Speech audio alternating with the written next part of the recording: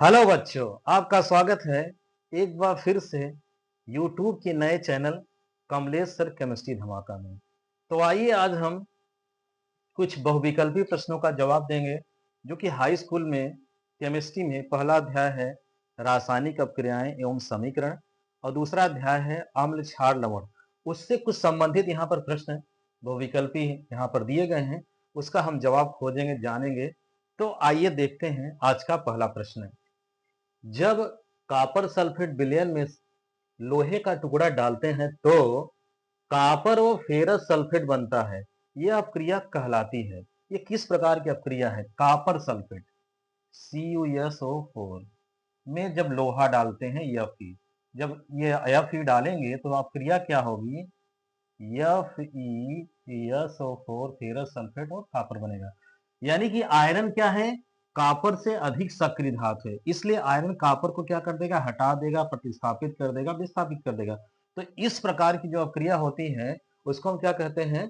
प्रतिस्थापन अपक्रिया कहते हैं। अपघटन अपक्रिया, योगात्मक अपक्रिया, प्रतिस्थापन अपक्रिया, वियोजन अपक्रिया। तो इस प्रकार की अपक्रिया को हम क्या कहते हैं? प्रतिस्थापन अपक्रिया। एक अधिक सक्रिय तत्व एक कम सक्रिय तत्व को उसके सॉल्ट में से उससे हटा दे, प्रतिस्थापित कर दे, विस्थापित कर दे। इस प्रकार की अपक्रिया को क्या कहते हैं? प्रतिस्थापन अपक्रिया कहते हैं। तो इस तरीके से ये पहले प्रश्न का आपका जवाब। अगर हम देखें अपघटन अपक्रिया क्या होती है, योगात्मक अपक्रिया क्या होती है, वियोजन अपक्रिया क्या होती है, इसके बारे में भी हम क्या करेंगे, अभी जानकारी प्राप्त कर लेंगे। पहले हम सभी प्रश्नों का क्या कर लेते हैं? जवाब दे लेते हैं। तो आइए पहले प्रश्न का जवाब क्या है? प्रतिस्थापन अपक्रिया। तो अगला प्रश्न क्या है? सल्फ्यूरिक अम्ल की क्षारकता कितनी होती है?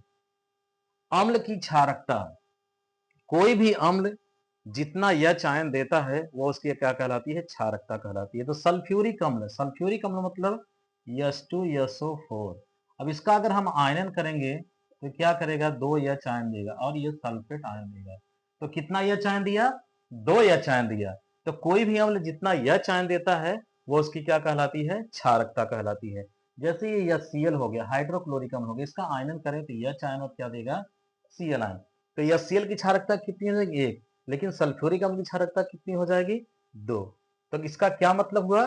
कोई भी अम्ल जितना H आयन देता है, हाइड्रोजन आयन देता है, वो उसकी क्या कहलाती है?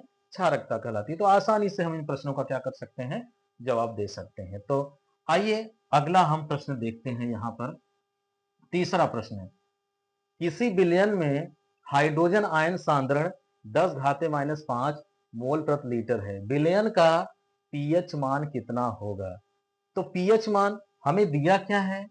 एच आयन, हाइड्रोजन आयन की सांद्रता कितनी दी गई है? 10 घाते -5। और पूछा क्या जा रहा है? पीएच मान।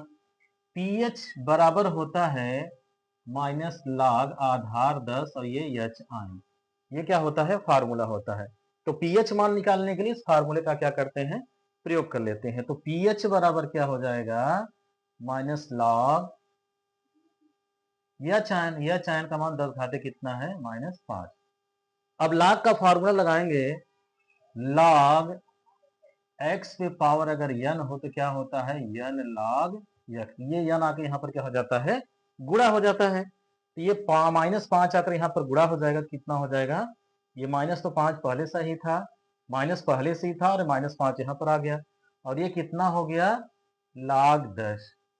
log 10 यानी आधार 10 है, ये 10 है। तो कितना मान होता है? 1 मान होता है। और ये माइनस माइनस क्या हो जाएगा? प्लस हो जाएगा। इसलिए पीएच मान कितना हो जाएगा? 5 हो जाएगा। इसको हल करेंगे 5 और log 10 यानी इसका मान कितना हो जाएगा? 1। इस तरीके से ये उत्तर हमारा क्या हो गया? 10 घाते -5 था सांद्रता, तो पीएच मान कितना हो जाएगा? 5 हो जाएगा। यदि अगर हमारे पास हाइड्रोजन आयन की सांद्रता 10 घाते -3 होती तो पीएच मान कितना हो जाता? 3 हो जाता। हाइड्रोजन आयन की सांद्रता दी गई हो सीधा सीधा 10 घाते -3 तो पीएच मान 3। 10 घाते -4 हो तो पीएच मान कितना हो जाएगा? 4। इस तरीके से हम पीएच मान को हम आराम से गणना कर सकते हैं। तो निश्चित रूप से यह प्रश्न आपको समझ में आया होगा। ये बहुविकल्पी प्रश्न है जो कि पहला अध्याय रासायनिक अपक्रियाएं और उनसे समीकरण और दूसरा अध्याय अम्ल क्षार और लवण से। तो आइए यहाँ पर कुछ और जानकारी हम इन प्रश्नों से संबंधित लेंगे। और यहाँ पर हम ये जानेंगे कि अपघटन अपक्रिया है क्या, योगात्मक अपक्रिया है क्या, वियोजन अपक्रिया है क्या, इसके बारे में हमने आपको बताया है। बाकी इन तीनों अपक्रियाओं के बारे में थोड़ी-थोड़ी सी जानकारी हम प्राप्त कर लेंगे। अपघटन अपक्रिया वह अपक्रिया है जो बाह्य कारकों के प्रभाव की वजह से कोई पदार्थ एक से अधिक पदार्थों में टूट जाए, उसको अपघटन अपक्रिया कहते हैं। जैसे ये हो गया कैल्शियम कार्बोनेट। अब इसको क्या किया जाए, गर्म किया जाए, ये कैल्शियम ऑक्साइड और क्या हो जाएगा, कार्बन डाइऑक्साइड में टूट जाएगा। तो कोई एक पदार्थ किसी प्रभाव की वजह से इसे गर्म किया गया और एक से अधिक पदार्थों में टूट जाए और कारण हट लेने से पुनः उसी अवस्था में नहीं आएगा, इस प्रकार की अपक्रिया को हम क्या कहते हैं, अपघटन अपक्रिया कहते हैं। योगात्मक अपक्रिया क्या है, जब दो या दो से अधिक पदार्थ आपस में मिलते हैं और केवल एक नया पदार्थ का निर्माण करता है, उसको क्या कहते हैं, योगात्मक अपक्रिया। जैसे कार्बन ऑक्सीजन के साथ क्रिया कर लिया तो क्या बना लिया, कार्बन डाइऑक्साइड। तो दो या दो से अधिक पदार्थ आपस में जुड़ेंगे, एक नया केवल पदार्थ बने, केवल एक नया पदार्थ बने, इस प्रकार की अपक्रिया को हम क्या कहते हैं, योगात्मक अपक्रिया कहते हैं। अब अगला क्या है, वियोजन। प्रतिस्थापन तो हम समझ चुके हैं, वियोजन अपक्रिया क्या है उसके बारे में समझ लेते हैं। वह अपक्रिया जिसमें कोई पदार्थ बाह्य कारकों के प्रभाव की वजह से एक या एक से अधिक पदार्थों में टूट जाता है, लेकिन कारण हटने पर पुनः मूल यौगिक बना लेता है, उसको हम क्या कहते हैं, वियोजन अपक्रिया कहते हैं। जैसे ही हो गया NH4Cl, नौशागर। इसको जब हम गर्म करेंगे तो ये क्या हो जाएगा, अमोनिया और किसमें टूट जाएगा, HCl। किसमें, अमोनिया और HCl में टूट जाएगा। लेकिन जैसे ही कारण हटा लेंगे यानी कि ठंडा कर देंगे, पुनः ये दोनों मिलकर क्या बना लेंगे, मूल यौगिक बना लेंगे। अगर मूल यौगिक बन गया तो वियोजन, अगर मूल यौगिक नहीं बना तो अपघटन। इस प्रकार की अपक्रिया को हम क्या कहते हैं, वियोजन अपक्रिया कहते हैं। तो निश्चित रूप से आज का ये बहुविकल्पी प्रश्न आपको समझ में आया होगा।